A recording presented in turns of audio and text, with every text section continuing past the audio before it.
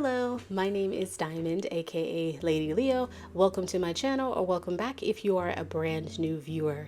So as I mentioned in my last video, when I talked about the Mean Girls musical, I do want to go on a quest to watch as many movie musicals as I can. I think I said something along the lines of me just doing ones that are like actually musicals, but I might expand that definition because there's a couple I want to check out, like Cinderella and Wonka. But I've just been checking out a few of them, and I'm not really going in any order. I'm going by whatever's in a streaming service that I already happen to pay for because I don't want to have to pay for any movie musicals if I can get around it. So I wanted to check out Dear Evan Hansen, which is one that I've never seen before. And I think what I'll do is any of the musicals I've never seen before, the movie musicals, I will do them sort of summary style where I go through kind of play by play and explain everything that happened. And then the ones that I have seen before, I'll just give you a synopsis of my thoughts, especially since most of those movie musicals I probably haven't seen in a while. So that being said, we're going to be talking about Dear Evan Hansen. So Dear Evan Hansen is a movie musical that came out in 2021. So it's been a minute since this was actually sort of released in theaters. It is based on a musical. If I remember correctly, the musical originally debuted in like 2014. And as far as I can tell, it's still running today as well. It's not running in the US anymore, but it does run overseas as well. But yeah, so it started in about 2014. I think it had a few years on Broadway, and then it runs in various countries right now currently. I had never actually heard of this movie or this musical until a couple years ago. Like, I remember watching a video that Kenny JD did on it. I think she did it for her Bad Girls in a Beat series. And I don't remember what she said about it because it was a long time ago. It's been like 3 years. And yeah, that was the first time that I ever heard of the musical. So I wanted to watch it for myself, and let's go play by play. Essentially, our story centers around Evan Hansen. He's the typical quintessential awkward teenager who doesn't have a lot of friends. I don't know why this is a trope. I mean, I get it. I feel like, isn't everybody awkward in high school? I guess Hollywood always plays it up like high school is this place with very distinguished cliques, and I don't know, maybe that exists in some places in the US, but I grew up in Virginia, which is where I still live, and I don't know, we didn't have like the jocks sitting at one table or anything like that. I don't know. It wasn't really like that. Also, I didn't care, so maybe that's probably par for the course. Anyway, so our high schooler is being played by Ben Platt. I mean, it's pretty routine for people who are in high school to usually be played by adults. How much really depends on like what that person can get away with. Now, in Ben's case, I don't think he looks old. He's actually a little bit younger than me. He was born in 93, which makes him 30, 93. I'm 89. It's 4 years. He's 31, which means he would have been like 27, 28. I hope I did the math right. He would have been like 27, 28 when he was playing the role. So yes, not very close to 15, but it's pretty rare that people in high school in any movie or TV show are actually being played by people in high school. But Ben Platt is also the original Broadway person. Like, he was the original version of Dear Evan Hansen. He originated the role on Broadway. So he's reprising his role as Evan Hansen. Is this a good or a bad thing?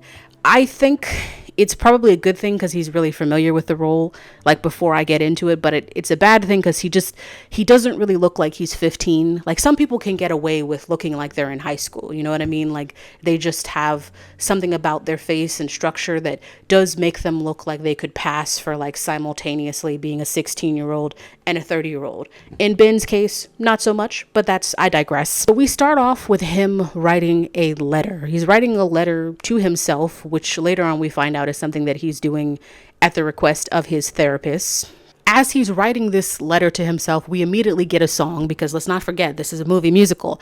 We got to make sure we get those songs in. And what I will say in terms of like the songs, I really like Ben Platt's voice. I remember him from Pitch Perfect.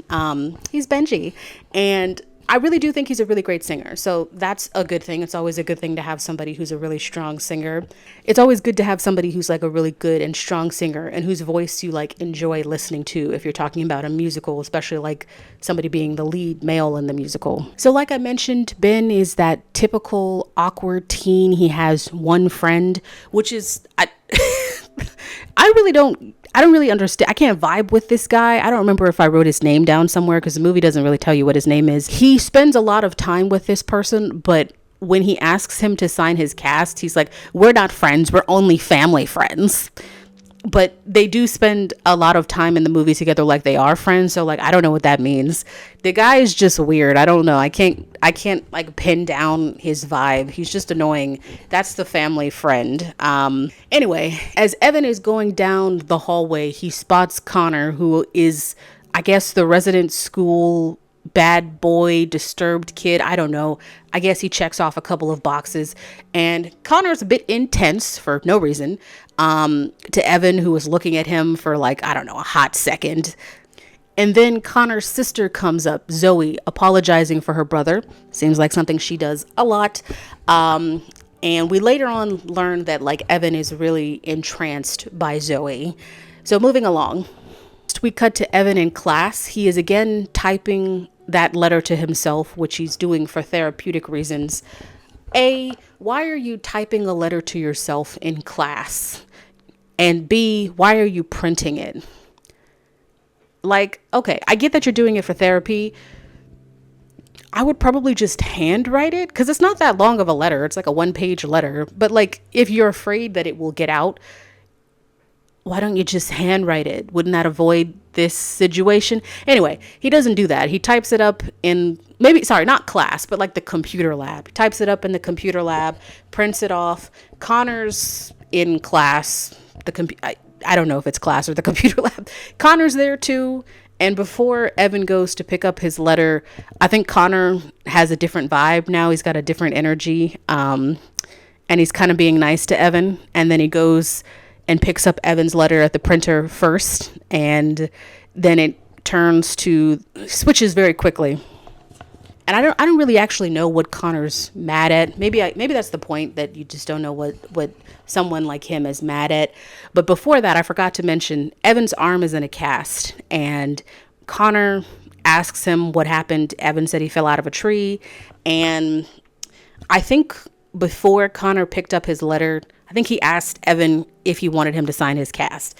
And then, like a douche, he literally signs his name across the whole arm.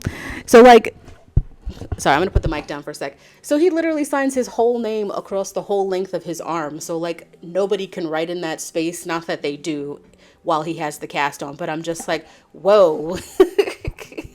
When you said you're going to write your name small, buddy, what about other people? Anyway, so after Connor gets mad at Evan for literally no reason about his letter, he decides to keep that letter that Evan wrote to himself. Evan becomes super paranoid that like Connor's going to post it online. And we get like a small montage of him literally looking for this letter.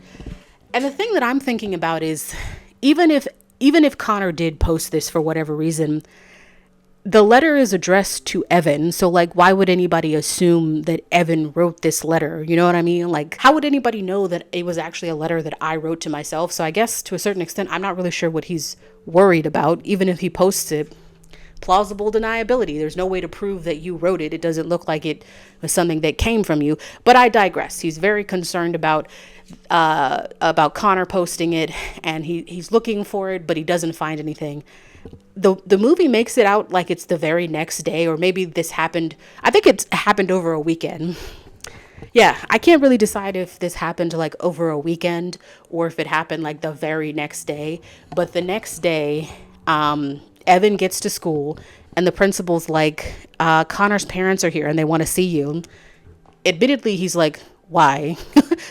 Actually, he doesn't say that, but I don't think he says anything. He's just like, okay. In my mind, I'd be like, Connor's parents are here and they want to see me. So you want me to go have a conversation with some people I've never met before for a kid who doesn't like me? But again, Evan's the quintessential awkward teenager. So Evan goes into that room, which is, I guess, is the principal's office. Here is Connor's parents, and Connor has unalived himself. And his parents want to speak to Evan because they found the letter that Connor had, so Evan's letter, and they assume that him and Connor were friends. And neither one of them really knew their son that much. And he seemed to be somebody who was prone to, I don't want to diagnose him because I'm not a psychologist. But he seemed like maybe he had some mental issues going on, maybe very intense kid. So they wanted some insight into why he might have decided to take his own life. Evan is kind of flabbergasted, but again, very quiet and awkward, not sure what to do. And then you have Connor's mom, who she's a bit intense. I mean, her child just died and she's trying to understand, she's like, we didn't think that Connor had any friends, but you're his best friend. So she doesn't really allow Evan to explain, which he was going to explain in the moment, that was not what she thought it was and they were not friends. She doesn't allow him to do this. So I think this would be a very weird and awkward situation to be in. You have two people that you've never met before, for their looking at you, staring at you, and just being like, oh my God, you were Connor's friend. Tell us about Connor, because he took his own life, and you're a very socially awkward kid. You don't know these people. I think I would be very weirded out in this situation. And I'm like, okay, I don't want to tell them I didn't know their son and that we weren't friends. So I could understand Evan not having the bandwidth to make that decision and tell them that in the moment, considering they're both grieving. So I totally get that. So very weird situation to be in for somebody who's very socially awkward. Although, to be honest with you, I think it would be a weird situation for anybody to be in. And it would be hard to tell them the truth in that moment, especially because, like I said, the mom's kind of like forceful and injectful in the sense she really wants it to be true. So she's not allowing herself to understand the possibility that it's not true. So anyway, moving along. So they invite him over to their house for dinner, and we get the first awkward family dinner. So we have, it's just such a weird situation. Evan's at their house having dinner, and then Zoe's there because she's Connor's sister. And I really think the thing that I enjoy the most about this movie is Connor's family. It's a very interesting dynamic going on between them, and I find them to be the most interesting aspect of this movie. And throughout this dinner, Zoe is making it very clear that she's not saying that she's happy that her brother died, but she's not sad. You know what I mean? I feel like it's one of those things where she's probably relieved, and I get the feeling early on before I learned later on that there's a lot of abuse from her brother, probably a combination of like physical as well as psychological and mental. She does describe one story where like her brother tried to break down her door when she was like 10 or 11. I said something about like her dying or something like that. So yeah, I could understand from her vantage point being like, yeah, I mean, he's dead and that's sad, but like, I'm not that sad about it. And it's, you understand how frustrated you have to be though, to have this sort of conversation in front of a stranger, right? Like Zoe's having that conversation with her parents, with Evan sitting there, and Evan's met them for the second time. He knows Zoe, but they're not friends. So I imagine Zoe must feel incredibly frustrated because like, this is just not a conversation that I would play out in front of strangers. But anyway, so as that conversation is coming to a close, because like Connor's mom is insisting, Connor's mom is played by Amy Adams, by the way. She's insisting that there were good moments, and Zoe's like, nah, there were no good moments. So now it's time for our next song. Don't forget, it's a movie musical. This song is one of a couple that plays out like this, which I can't really decide if I like. So the way the song happens is that Evan is essentially lying. He's creating this dynamic that him and Connor were friends. And basically Connor's parents are like filling in the blanks to help facilitate his lie. But Evan is singing and Connor's parents are speaking. And it's weird because it's almost like Evan. It's almost like Evan is singing an aside to the audience, but to his parents, but he's the only one singing. It's just a very interesting sort of musical choice. I don't know. I'm not a big fan of like this situation where like one person is singing, other people are talking. It's kind of like if you're speaking Spanish to somebody and then they're talking Japanese to you back.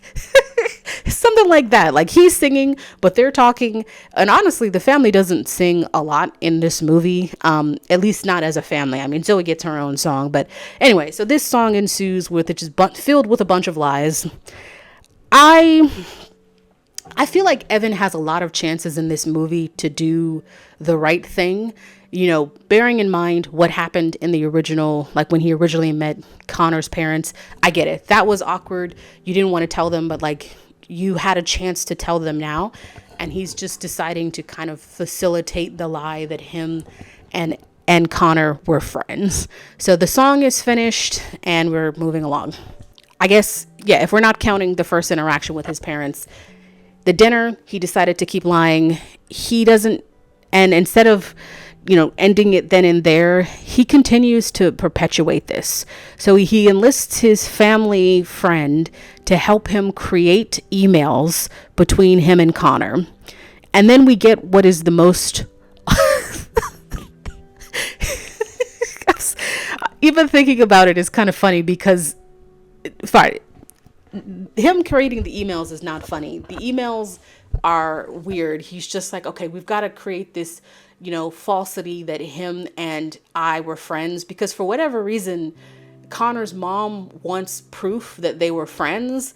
You know what I mean? It's weird to me because she's willing to accept that, that they were friends without anything, but she's also really insistent on having some kind of proof that the two of them were friends. So he's like, the mom wants proof. I got to create these emails.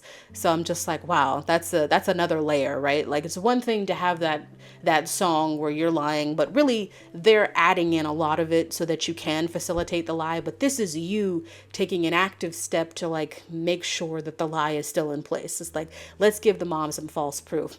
And then we get what is the funniest song because it doesn't fit the tone of the movie at all. It's this really upbeat song. It's funny because I'm like, the rest of this movie is pretty somber, but this song is like, it's an up-tempo song. And you have Connor, you have the physical actor of Connor, you know, playing out the emails that Evan and his family friend are writing. So the song is just really weird because it's very happy and upbeat about something that's morally and ethically wrong. And it's just in the middle, well, not really in the middle. It's like the third of the way through the movie. And it's a weird song. When I was watching it, I was like, wow, this is a really upbeat number for what is essentially a lie, an elaborate lie that him and his accomplice is helping him to build. So it's just a really strange choice to have this upbeat number being played out by Connor himself. Yeah, I don't like it. It's weird. Now, before we segue into Zoe's song, which I really like, I just want to reiterate how much I think the most interesting part of this movie is Connor's family and the complexity of grieving someone who was incredibly difficult or just challenging as an individual.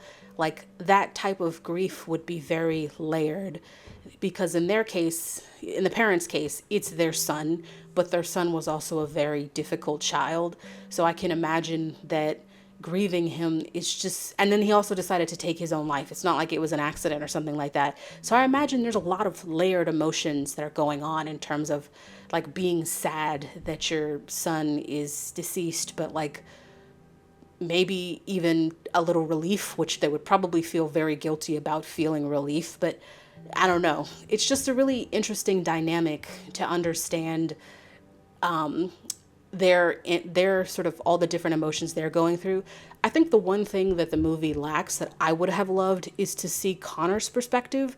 We get one song from Connor at the end, which is like him in some sort of group therapy, but we never get to see how Connor processes anything when he's still with us. You know what I mean? So I would have loved something from his perspective so we can kind of just understand his POV, but we don't really get anything like that at all. And I think the movie would have been better if we had something like that. I don't know if something like that exists in the stage production, but it's definitely not in the movie version. So next we're going into Zoe's song. Zoe's song is really great because it's really about her asking herself, why should she have to feel sorry that her brother is dead, considering all the traumatic things she experienced because of her brother, you know? So why should she pretend like it's really sad? I can imagine that's really difficult, right? Because people will expect you to be sad because it's your brother, and they don't know the flip side of it, which is all the things that you had to endure at his hands. So I imagine for Zoe, there's a lot of conflicting emotions there, because I'm sure somewhere deep down she loves her brother, but maybe she didn't actually really like her brother because of those things. So yeah, it's a really good thought-provoking song, which is what I really appreciate. And then how can we forget about, I can't forget about this fact. I haven't brought her up that much, but Evan's mom, she's like a nurse or something like that. So she works a lot. So even though the mom works a lot, she's very perceptive, and she kind of picks up on some things that she's been seeing and hearing. You know, like she heard that Connor was deceased, and Evan told her, well, you know, I don't know each other. We're not friends. And then later on, Evan gives this really big speech with a song that I like. And she's like, you said you didn't know him, but you just gave a speech saying that you guys were best friends. Like, the mom is on it. She pays attention. And Evan's like, oh, yeah, I just didn't tell you. I don't actually remember what he said to his mom to justify that lie. But like, now he's lying on two fronts. He's actively lying to Connor's family, and he's spending a lot of time at their house.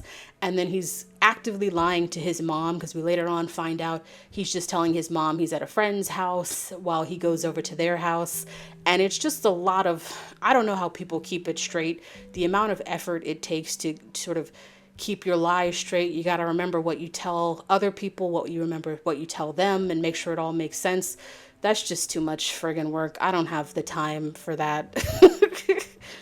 I'm going to mention this because I guess it does become a part of the movie. Amanda Steinberg, she's in this movie as Alana. She definitely looks like she's more in high school than anybody else in this movie. She's a lot closer in age probably to that, because I imagine she's probably like 19 or something in this movie. So anyway, she starts running a fundraiser to, I really don't know what the original function of the fundraiser was for. I think it was maybe to give a memorial to Connor. And then eventually through Evan, well, it's really through the parents, they learn that Connor used to like to go to an orchard. Sorry, my mind was like orphanage, but that's not right. I was like, it starts with an O. Sorry. So he liked to go to an orchard, which I guess is apparently shut down. So she starts raising money to reopen the orchard, rebuild it. To me, it doesn't make sense. An orchard is not like it's not like a national forest or something like that, or planting a tree. An orchard has to be run by somebody, right? Yeah. So like, even if you can raise the money to reopen it, who's going to run the orchard?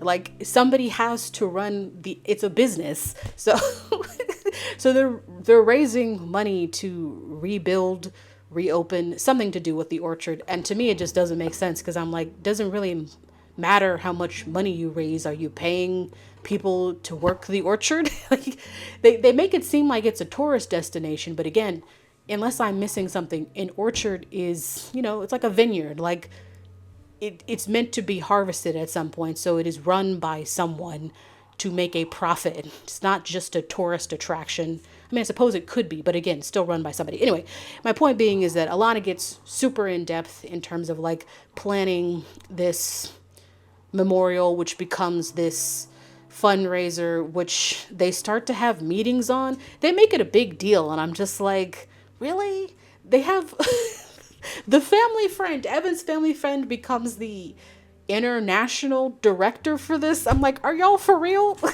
An international director? Because I guess it goes international. I don't know. Evan is spending a lot of time with Connor's family. Some of that time with Zoe on her own. What ensues is probably the next weirdest song. Like, the top of the chain has to be that super upbeat number about creating fake emails. But this song is making a bid for second. Evan proceeds to sing a song to Evan.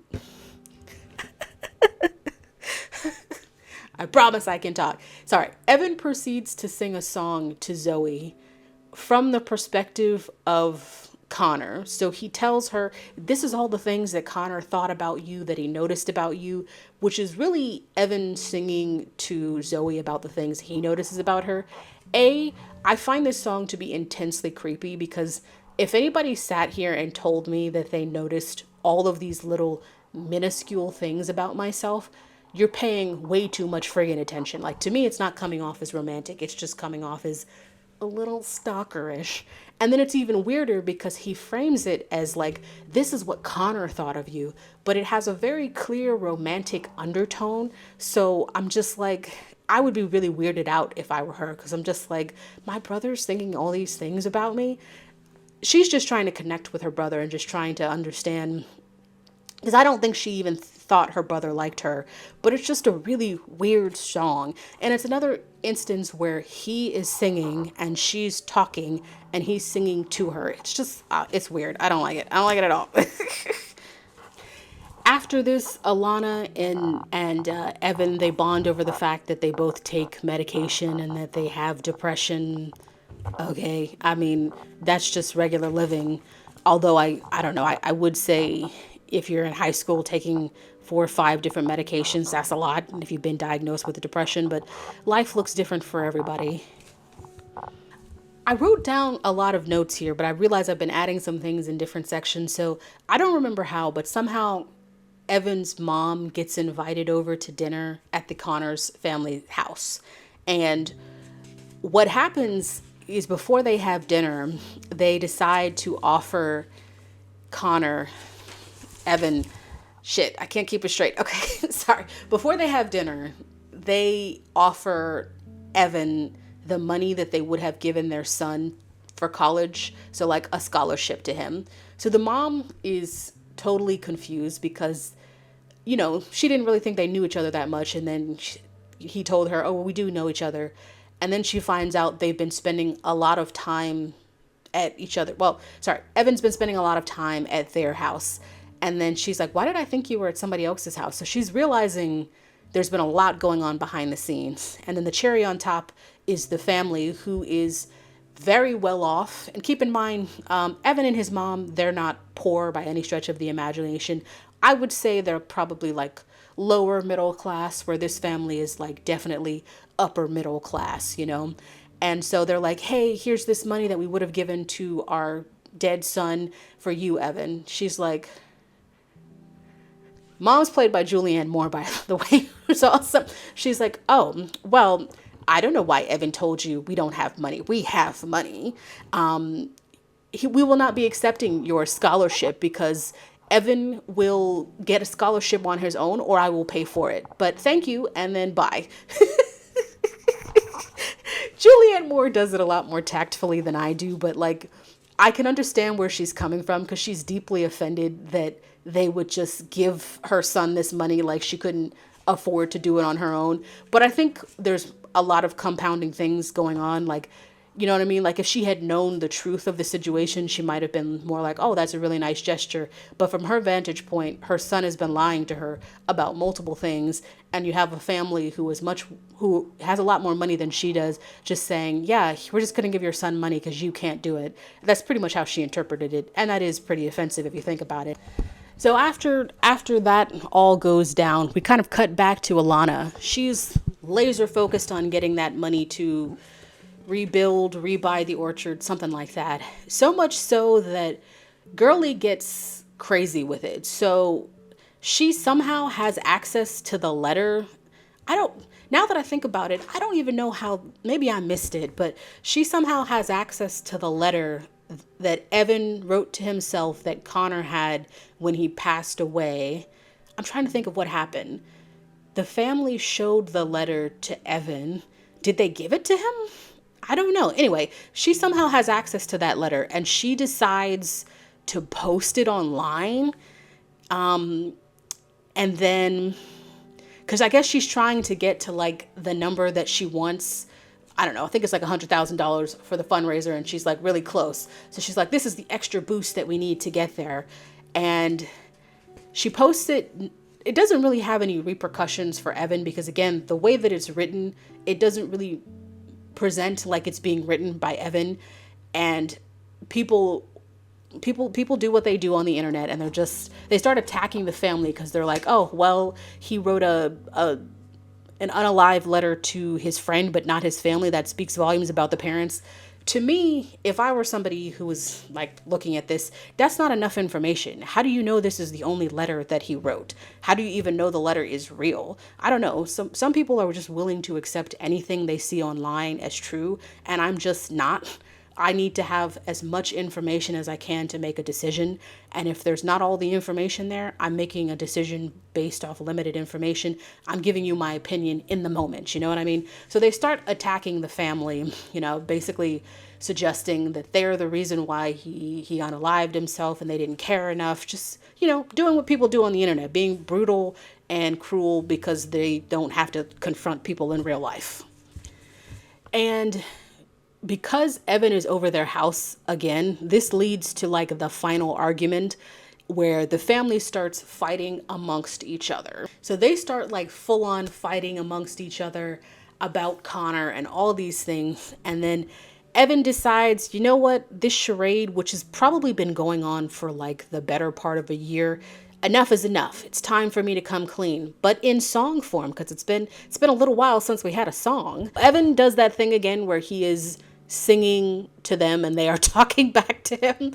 And it's kind of weird to me because I don't feel like any of them are upset enough, and they could have a lot of emotions going on that they're not processing everything. And maybe they also still really like Evan, so they're just having a hard time putting two and two together. But like, he's going in song and explaining why he did it, and basically, I never had a father, and I've never had a family like this and this kind of attention, and blah blah blah blah blah.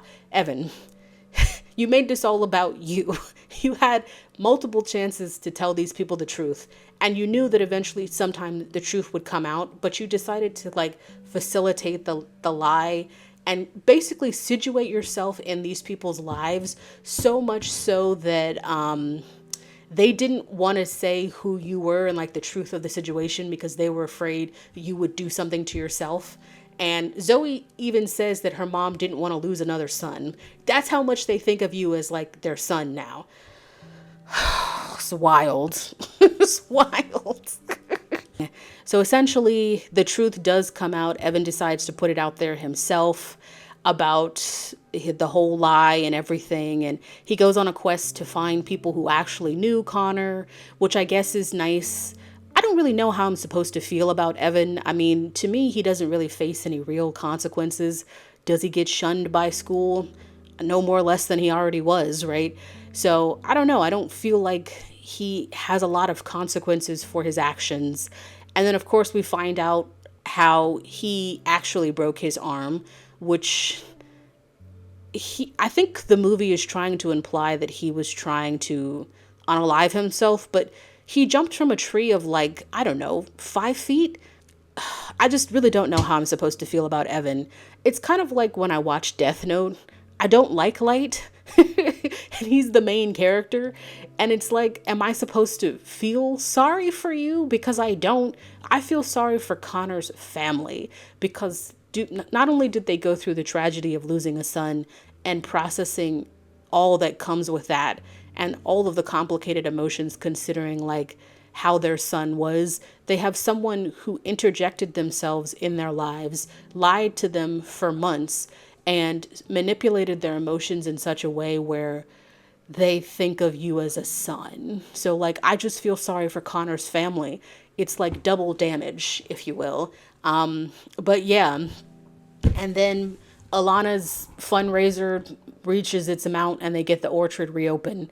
Again, I don't know how that works because they're playing it out like the orchard is just like a plot of land and they just rebought the plot of land, but it's an orchard, right? Somebody has to work there. And not only that, wasn't this a lie? I mean, The family said that he liked to go to the orchard as a kid, but they don't know that he would have wanted it reopened. Evan was just facilitating the lie, so I don't even know if this is something that Connor actually wanted. Anyway, that's Dear Evan Hansen. If I had to wrap up my final thoughts on this, I do think the movie does pose some really interesting themes and around depression and what it's like to have a family member that is very difficult, and what happens if that family member is no longer alive. How do you process all those emotions? I don't know why everything has to be centered in high school. I don't know. I think if you had moved this up to college, you could have been just as effective. I don't know. It's definitely not something I probably would have wanted to see in musical form, but I don't think it's horrible. It's interesting. There's a lot of things in here that I find interesting. There's some weird musical choices in there, mainly that really super upbeat number in the middle of the movie. But yeah, if you're interested in it, it's on, I'm trying to think of what platform I watched this on. I think I watched this on Peacock. Yeah, it's on Peacock if you want to check it out. It's kind of long though. It's like 2.5 hours. 2 hours and 17 minutes. Yeah, so that's Dear Evan Hansen. If you have seen the original Broadway musical or an iteration of it, let me know in the comments. Is this kind of what it's like on Broadway? Is it different? Did they make any edits? Is this better? Is this worse? I would genuinely be curious to know. But that's my thoughts on Dear Evan Hansen. Like, comment, subscribe. That's my time. Bye.